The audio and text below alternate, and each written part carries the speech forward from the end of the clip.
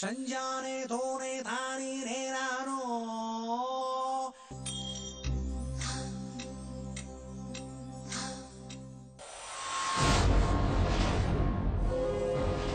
నమస్కారం అండి.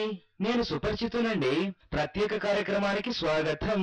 ఇవాళ మన గెస్టుగా మాజీ సీఎం చంద్రబాబు నాయుడు గారు వచ్చారు సుమండి. ప్రణామములు చంద్రబాబు గారు. ఈ మధ్య స్టేట్ అంతా చుట్టేసి వస్తున్నారు, ఏమిటండి విశేషాలు? సుపరిచితుడా, ప్రజలందరూ కష్టాలతో జీవితాలు నెట్టుకొస్తున్నారు. నేను నిజాయితీగా 22 జిల్లాల్లో రైతు యాత్ర పేరుతో రైతుల్ని పరామర్శించాలని నిర్ణయించాను. మరో పక్క చూసుకుంటే టీఆర్ఎస్ కాంగ్రెస్ కుమ్మక్కై మా పార్టీని అణిచివేయడానికి చూస్తున్నారు. నేనొకటి అడిగితే మీరు పార్టీల పద్ధతులు విప్పుతున్నారేంటి సార్? ఈ మధ్య నిద్రలో కూడా ఇవే డైలాగులు కలవరిస్తున్నారట. ఏం మాట్లాడినా కాంగ్రెస్ టీఆర్ఎస్ లపై దుమ్మెత్తిపోయడం అలవాటు అయిపోయింది. అలవాట్లు అంత ఈజీగా మానుకోలేం కదా.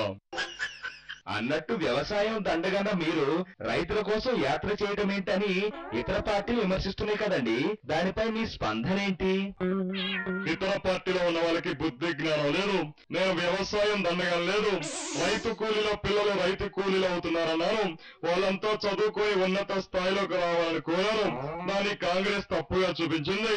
వ్యవసాయం దండగనని ఎప్పుడు ఎక్కడనో నిరూపించమను అసెంబ్లీలోనే వైఎస్ తో ఛాలెంజ్ చేశాను. ఇప్పటికి ఇదే ఛాలెంజ్ మీద ఉన్నాను. ఓయ్ ఓయ్ ఓయ్ ఓయ్, నువ్వు అధికారంలో ఉన్నప్పుడు ప్రతి ఒక్కరు నువ్వు వ్యవసాయం దండగన్నావని విమర్శలు చేస్తుంటే ఇప్పుడు తీరిగ్గా వివరణిస్తావా? అప్పుడే ఇలా వివరణించి ఎందుకు నీ సచ్చినతను నిరూపించుకోలేకపోయావు?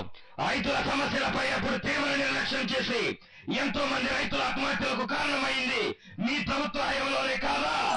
ఆత్మహత్య చేసుకుంటున్న రైతులకు మనోధైర్యం ఇవ్వాల్సింది పోయి పరిహారం కోసమే రైతులు ఆత్మహత్యలు చేసుకుంటున్నారని కామెంట్ చేసింది నువ్వు కాదా? రైతుల ఓట్లు రాలకపోయేసరికి ఇప్పుడు రైతులు గుర్తుకొచ్చారా?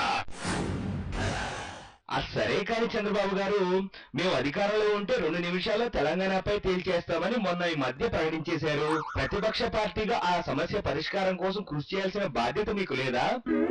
చూడు సుపరిచితుడా, ఈ సమస్య పరిష్కారం మా చేతిలో లేదు. మేము చెప్పాల్సింది చెప్పాం. నిర్ణయం తీసుకోవాల్సిన కాంగ్రెస్ నిర్ణయం తీసుకోవడం లేదు.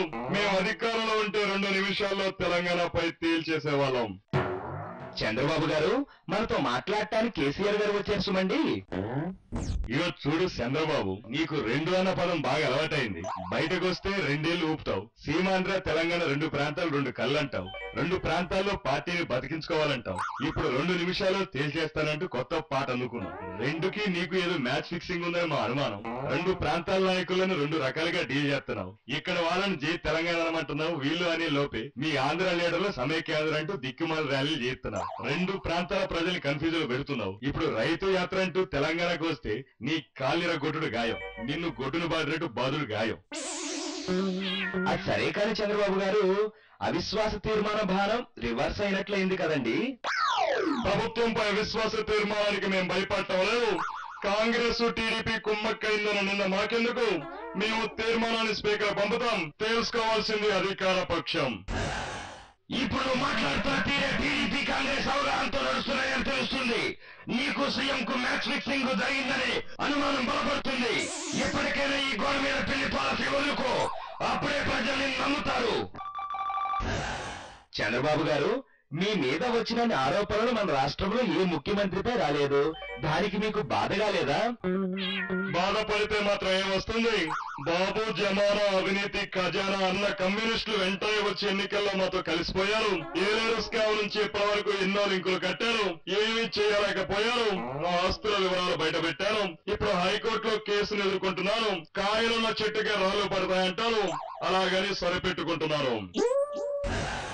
ఓయ్, కాయలున్న చెట్టుకి రాళ్ళు పడతాయని సర్దుకుంటానంటే సమాజం చూస్తూ ఊరుకోవాలా? 2 ఎకరాల నుంచి 2,000 కోట్ల రూపాయల ఆస్తులు కూడబెట్టావంటే దానికి నిజాయితీ అయిన వివరణ ఇచ్చుకోకూడదా? మొన్న ప్రకటించిన ఆస్తుల విలువలు 25 ఏళ్ల నాటి ధరతో పోల్చి చెబితే ఏమిటర్థం? మీ అబ్బాయికి ఇచ్చేంత సంపాదన మీ అమ్మగారికి ఎలా వచ్చిందో చెప్పాల్సిన బాధ్యత నీపై లేదా?